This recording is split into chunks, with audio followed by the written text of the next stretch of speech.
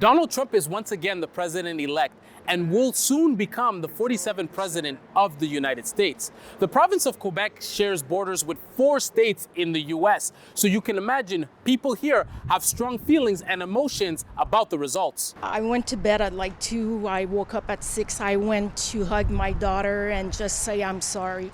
Yeah, I was happy about it. I think it's good for the economy over there. I think actually now the economy in the world is not that good anywhere, so maybe a good change overall is a good thing.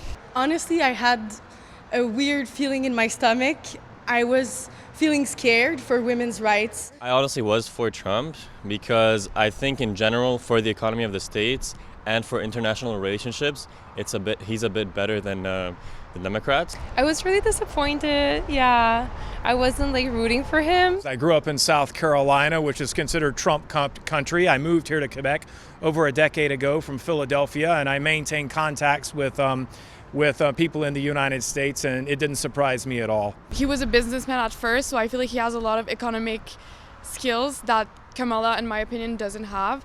But I still feel like it would be nice that a woman would have won the election for sure. I spoke to one woman who used to live in Quebec, but now she lives in Texas. She voted for Donald Trump and says that she's excited to see what he'll do when he gets into power. We already know him. We know that during the time he was the president, he did well with the economy. He did well with the immigration. I feel like Kamala was not well known. On the other hand, one member of Democrats abroad Canada wasn't too fond of the results, but he wasn't surprised. I volunteered for the Clinton campaign, and I remember this feeling. This is very much akin to the feeling we had in 2016. We know that these results are possible, and that's why we work so hard to elect our candidates, and that's why we're so disappointed.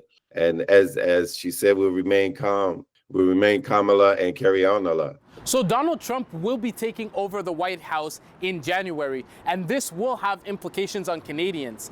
And Canadians will be heading to the polls in less than a year. So this means that it could be a new era when we're talking about the relationship between Canada and the US. Here in Quebec, government officials say that they are ready to work with the Republican administration and strengthen the already existing partnership.